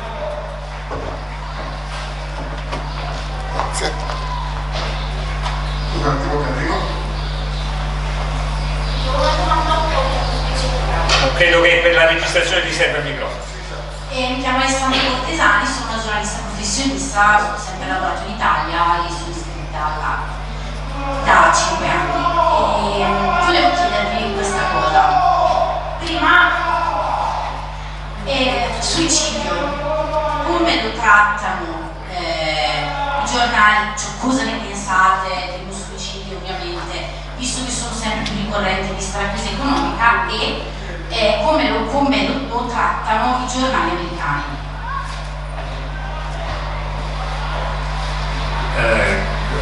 Allora, due cose. Tutti e due naturalmente.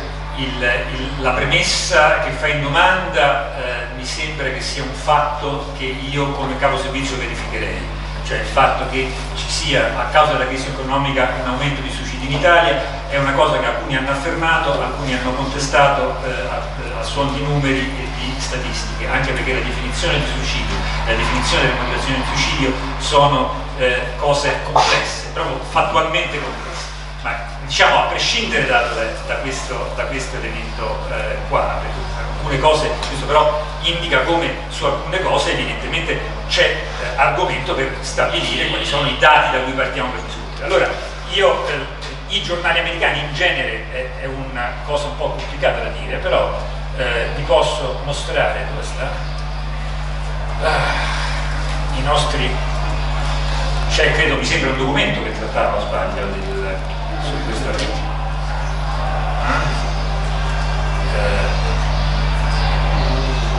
Dove sta la ricerca? Poi Perché si è buttato qua? suicidio, abbiamo provato suicidio?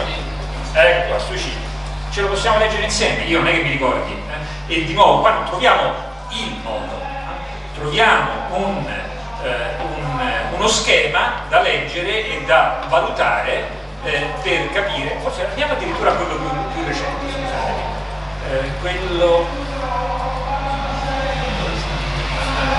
andiamo a quello proprio,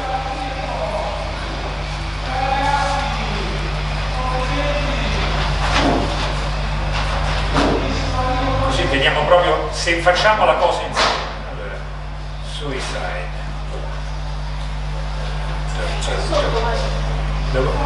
già passato?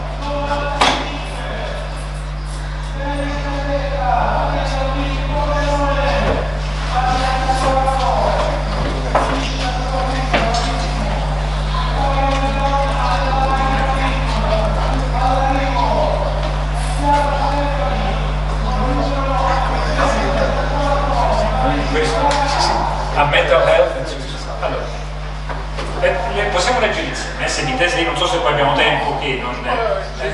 Questo modulo affronta le seguenti questioni etiche. Quando è opportuno coprire e riferire dei suicidi? Quando decidiamo di scrivere un suicidio, come dobbiamo farlo? Quali considerazioni valutare per quando copriamo altre questioni relative a problemi di salute mentale? Queste sono tutte, mi sembra, un po' di cose generiche. Quanto vale, da un punto di vista della, noi diremmo forse, notiziabilità, la copertura del suicidio? I suicidi in un mercato di news, cioè, che so io, a New York, certamente, ma per quanto riguarda uno studente che si suicida all'interno di un campus scolastico, forse è diversa la situazione. Oppure di un insegnante molto popolare della tua comunità che si uccide a casa sua? Se la persona coinvolta non è una celebrità, molti media prima si chiedono se il suicidio è stato pubblicamente, ha scosso pubblicamente l'opinione pubblica. Un suicidio in una mensa scolastica o in un posto pubblico molto affollato può essere considerato sufficientemente disruptive che c'è poco da fare. Se tutta la città si ferma perché uno si è buttato al 10° piano, non possiamo ignorare che uno si è buttato al 10° piano, no? In contrasto invece l'insegnante che è morto a casa sua potrebbe essere gestito con più attenzione come un necrologio. Il necrologio, per loro, necrologio è un articolo che racconta, ricorda, no, non nell'annuncio, ma l'articolo che racconta Mario era tanto buono oppure no, focalizzandoci come di solito i necrologi fanno sulla persona e ciò che ha fatto piuttosto che sul modo in cui è morto. Allora, via via questa è tutta una discussione, dopodiché, e qua sono altri link, dice, e qui ci sono tutte quante le scelte che tu puoi fare. We will not use sensational headlines on stories about suicide. Allora, vabbè, decidiamo che in certi casi riferiamo dei suicidi, va bene? E come scriviamo il titolo di questo suicidio e così via. Quindi io non ti posso dare una risposta su come fanno gli americani. È certo che è una questione che ogni testata americana si è posta e a cui dà una propria risposta. Poi dopo nei casi specifici, come sempre, ci sono molti più casi grigi che non casi bianchi e neri, e quindi ci saranno questioni diverse. Provo a rispondere anch'io, facendo un passo indietro dicendo che intanto che le cose che ci ha raccontato Mario sono interessantissime, soprattutto secondo me perché dimostrano che da qualche altra parte si discute quantomeno, perché in verità le risoluzioni che non ce l'aveva nessuno, ma il semplice fatto che qualcuno si metta a discutere e ad analizzare come trattare le notizie è già un passo in avanti rispetto a trattarlo. Quello che capita, io so l'esperienza che avete voi nelle rispettive testate, ma per l'esperienza che io sono in poche le realtà nelle quali si discute su questi temi e si cerca di darsi dei canoni, no, di testate. A me non è mai in mente, salvo il Corriere aveva fatto un codice di comportamento e qualche altra testata. Per cui io credo che questa sia una cosa interessantissima come spunto di riflessione, di discussione, di approfondimento. Tema suicidio. Noi, allora, sono assolutamente d'accordo con quello che dice lui, che ha detto Mario. Non esiste un motivo, cioè l'OMS ci spiega che il suicidio è una cosa talmente complessa che noi poi giornalisticamente sintetizziamo come si è suicidato perché è stato lasciato da, si è suicidato perché la terra non andava male.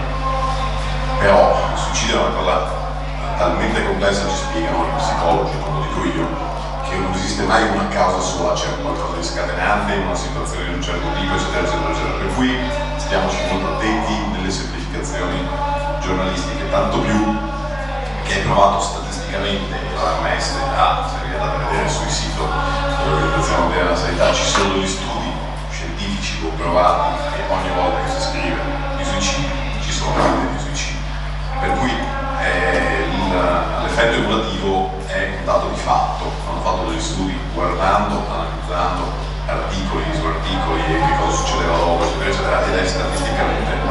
E questo noi dobbiamo quantomeno saperlo, perché il nostro codice, parliamo dell'Italia, non dice non scriviamo dei suicidi, dice evitiamo o scriviamo dei suicidi in maniera tale da evitare l'effetto emulativo. Il che, appunto, da un lato, mi collego a quello che leggeva prima, ci deve essere un interesse pubblico, non tutti i suicidi, non tutte le morti interessano, no? O possono interessare al luogo pubblico, era una persona conosciuta. È chiaro che il suicidio di Raul Gardini non si potevano scrivere, ma ha un interesse un anziano di 90 anni che a casa sua ha deciso di togliersi la vita, probabilmente un pochino di meno, se non proprio nulla.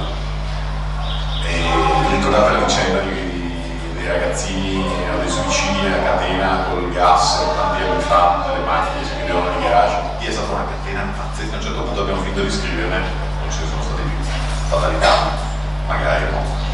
Ecco, questo io direi che è la linea di comportamento, e ritorniamo alle norme generali, rispettiamo la vita delle persone, il dolore delle persone. Tra l'altro il suicidio è una cosa che come dire, scatena in chi lo vive, nei familiari, in tutte le persone vicine, delle sofferenze pazzesche. Allora cerchiamo di capire se questa cosa, scriverla, non è necessaria, è una cosa che va scritta, sì, no, per quale motivo, c'è un interesse, no, e andiamo anche a valutare come scriverla, cioè continuare a dire che non c'è nessuna uscita per l'imprenditore che suicidarsi perché l'azienda va male, magari fa succedere che nei giorni successivi altri 10 imprenditori si suicidano. Magari affrontare il tema in maniera diversa, andando a sentire qualcuno, intervistando lo psicologo che dice guardate che la via d'uscita c'è, facendo, magari questo è un modo in cui puoi dare la notizia, ma la dai con una chiave di lettura diversa, che non è quella morbosa, spettacolare, sensazionale. Io la vedo così. Grazie. Un'altra domanda? La prima non è una domanda, è una battuta. Vorrei sapere se quel giornalista americano che ha raccontato bugie ed è stato licenziato troppo, per cui è stato riassunto, ha cambiato mestiere, sì o no? Parliamo di Jason Blezzi, ha cambiato completamente mestiere e credo che un anno fa, 2 anni fa, forse ha scritto un libro sulla sua vicenda, ma quello è proprio sparito. Ha cambiato mestiere, ok. Quello c'è sì. una bella differenza con l'Italia. Secondo, vorrei sapere se è corretto fare informazione servendosi come fonte dei comunicati stampa governativi. Perché io lavoro nel settore sport, ho seguito la riforma Buona Scuola, io ho visto intere TG e intere testate giornalistiche riprendere punto per punto il comunicato stampa governativo. Se uno va alla fonte, che è la legge, dice cose ben diverse. Quindi l'opinione pubblica è stata ingannata. Sai che devi rispondere tu? È già messo per La domanda è se ci posso utilizzare i comunicati stampa, e certo, possibilmente magari citando la fonte.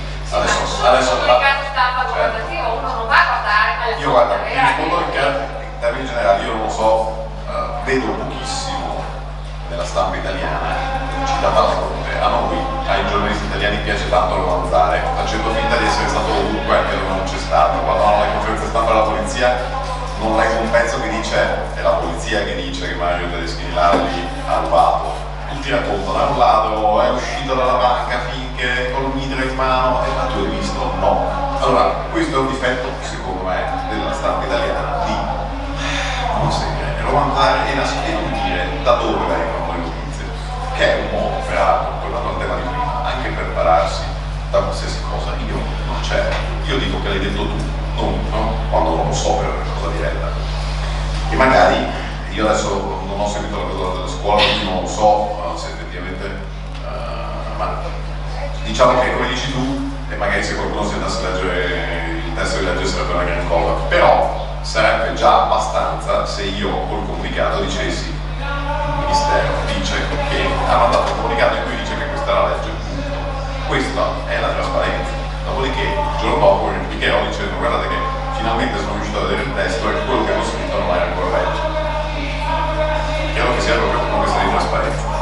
Io credo che l'elemento che diceva Gianluca a proposito, siccome poi questo è il tema del confronto, ecco, a proposito della cultura professionale americana in cui tutti questi discorsi si seguono, diciamo, anche loro usano valanghe ovviamente di fonti anonime, perché tutti noi ci capita, ma intanto per cominciare si pongono un problema, ne discutono in continuazione, ci sono delle regole interne ai giornali su come e quando e in che misura e fino a che punto usare le fonti anonime, e anche quando le usi come definirle eventualmente, perché il problema perché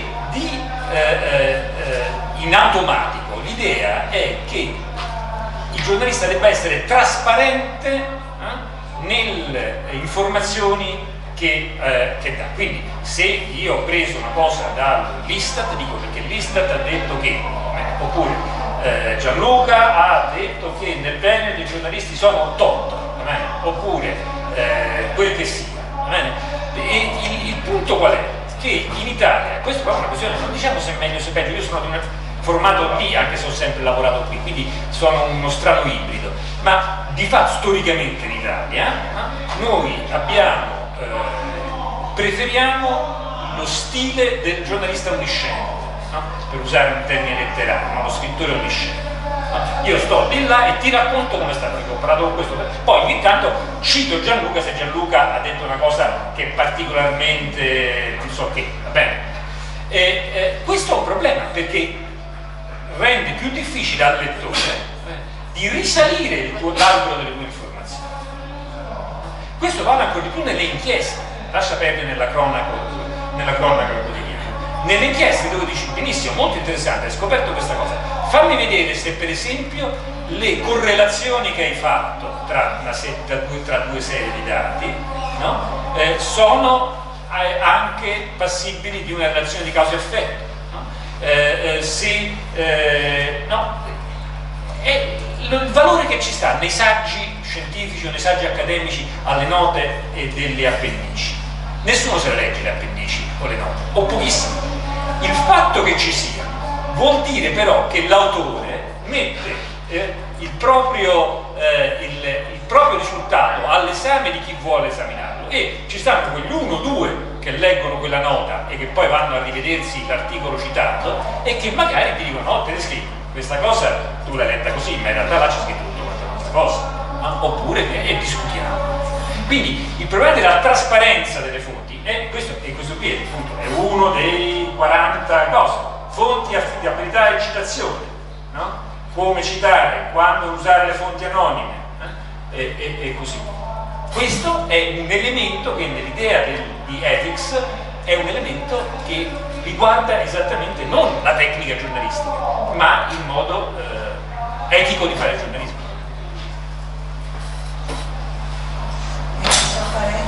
Anzi due domande. La prima al esperto di Adelona. Volevo chiedere se nei 40 punti, non so così 8 senza andare tutti a scorrere, c'è anche la funzione del watching dog che hanno, diciamo che cioè quello di vigilare sul comportamento delle istituzioni, perché insomma fa parte della tradizione tra l'altro anglosassone. Questa è una. Se vuoi prima rispondere, poi ne vuoi fare. No, vai. Invece volevo dire appunto se in Italia, rispetto a tutte le norme deontologiche che abbiamo, succede un pochino, cioè mentre in altri paesi il giornalista che toppa e viene immediatamente seccato, qui invece purtroppo mi chiedo se in caso che ci siano degli errori, pur avendo tanta deontologia e tante regole, alla fine diventa una somma zero, un po' come succede nel nostro paese per tutte le leggi, che ce ne sono tante che non vengono applicate, e che quindi questi gravi errori che vengono commessi poi non vengono adeguatamente sanzionati, al di là del fatto che esista una posizione di disciplina, per carità.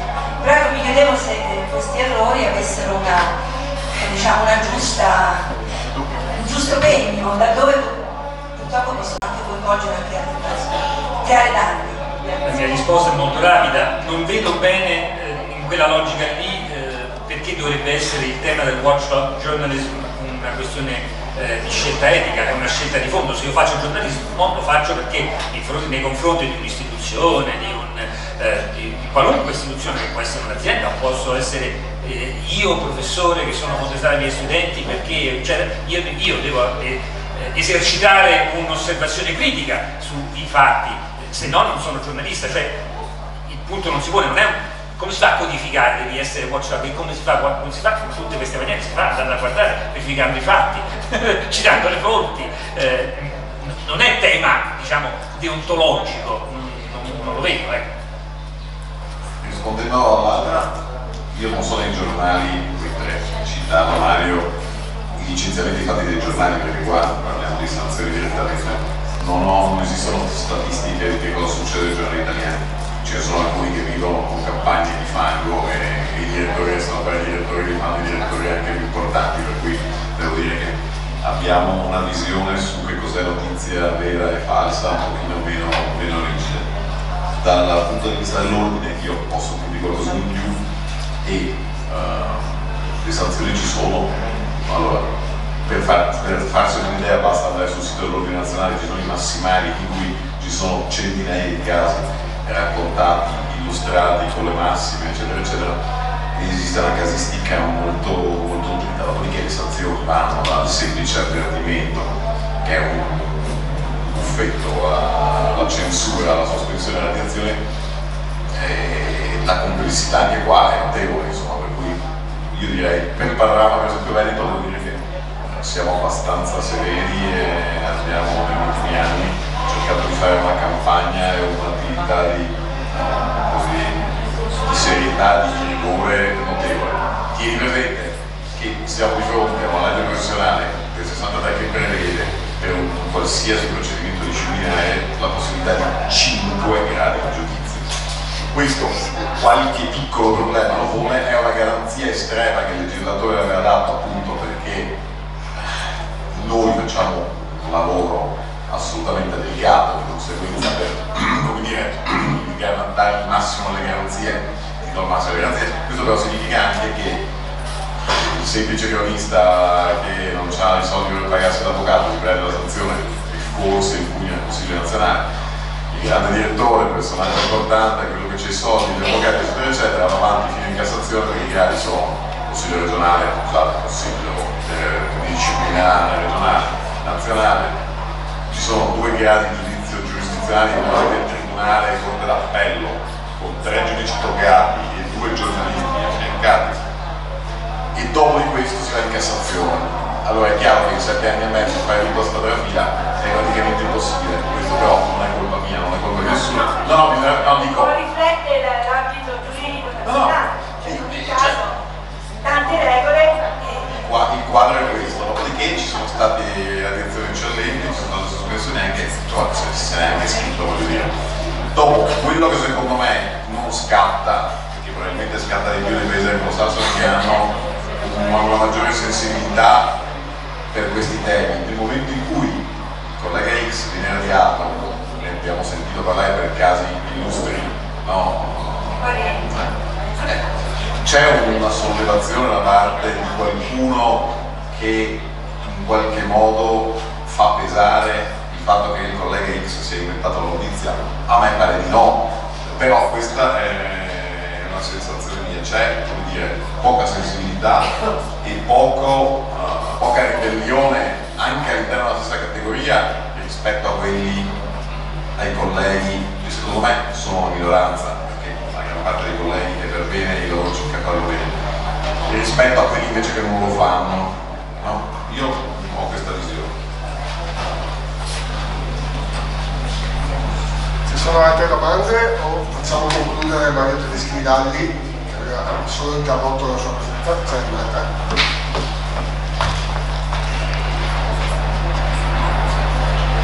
Una domanda un po' fuori legge.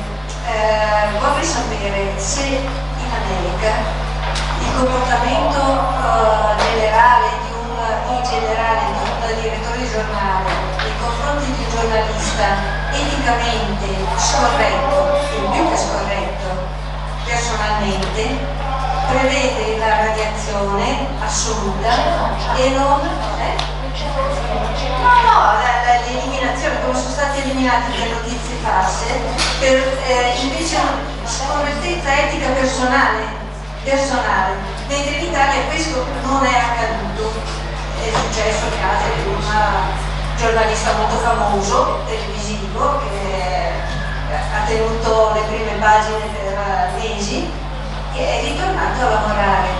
Io penso che in America, data la severità di autocensura, di autogiudizio, eccetera, forse imposta da un tipo di religione più protestante che cattolica, dove il perdono non è tanto ammesso, la cosa non sarebbe passata. Beh, io siccome ho contestato la collega prima, contesto anche alcune delle 2 premesse. Che ci sia un problema di etica protestante in America non è questo. Perdono, grazie a Dio esiste pure per i protestanti, e il problema non sono i cattolici. La questione è come è interpretato il mestiere, come è interpretata la responsabilità di prodotto e così via. E poi forse dopo una piccola puntualizzazione anche su questo mito del giornalismo anglosassone. Non esiste un giornalismo anglosassone, c'è il giornalismo americano, l'inglese e tanti altri giornalisti, come la collega che lavora a Londra sa bene.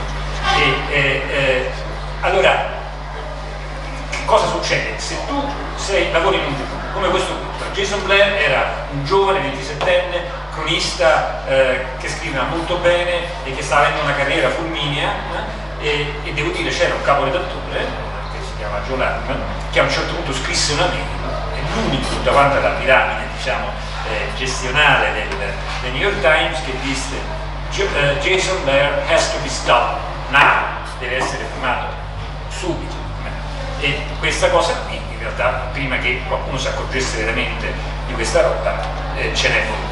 E quando poi si è scoperto, basta, cioè non so neppure se sono arrivati fisicamente a licenziarlo, nel senso che era talmente clamorosa la cosa, lui ha detto ma no, non avete capito, cioè, insomma, è stato fuori.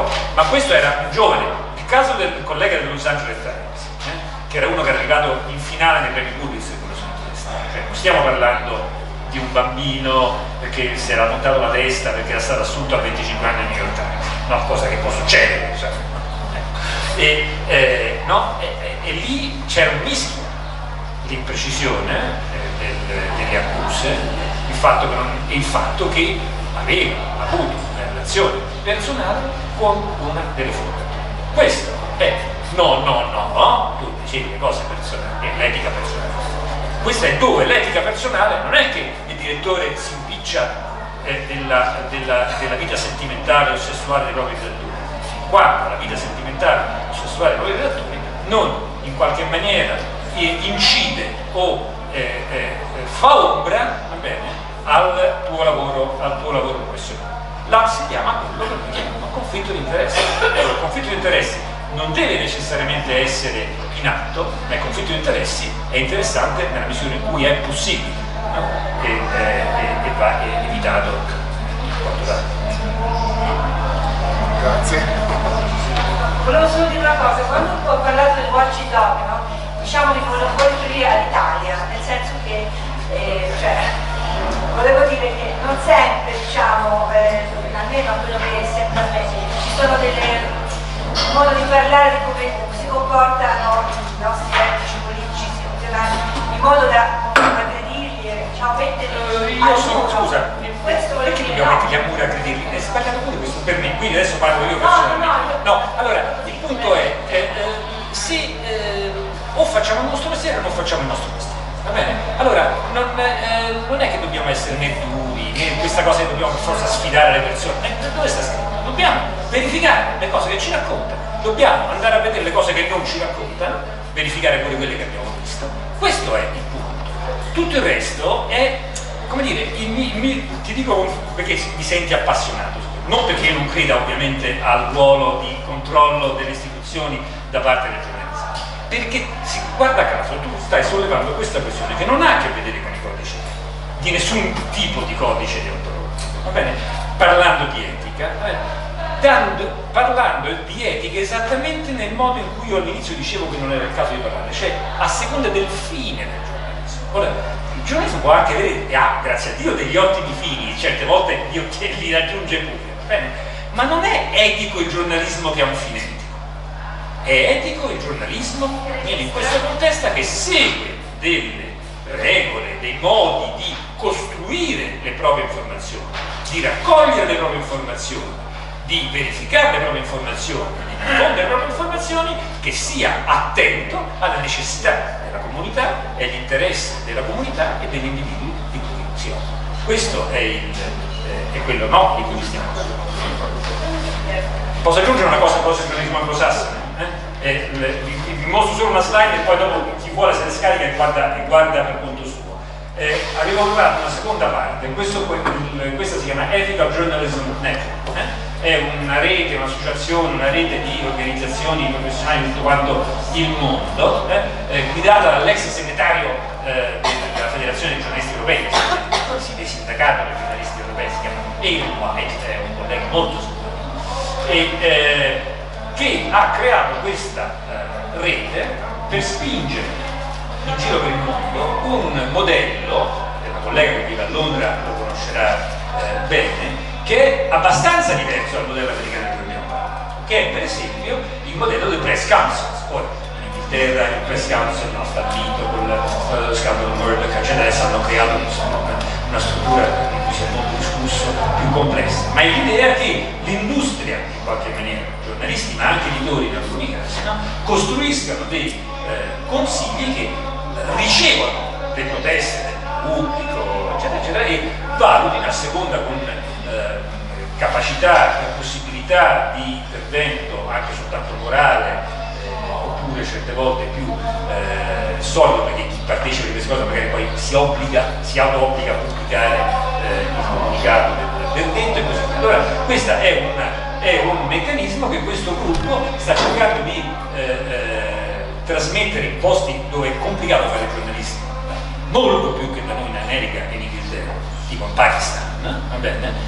O in altri paesi di questo genere, dove i governi sono ancora più che da noi portati a regolamentare, cioè a regolare il giornalismo, e dire allora organizzatevi voi, tenete voi presente che esistono dei problemi oggettivi che il vostro mestiere crea alla società e stabilite dei criteri in base a quali regolare. Quindi il giornalismo anglosassone è un mito, se lo sono inventati i giornalisti italiani, non esiste il giornalismo anglosassone, il giornalismo americano, quello inglese e di tanti generi così. È una mia personale fissazione che non mi conoscono. Grazie.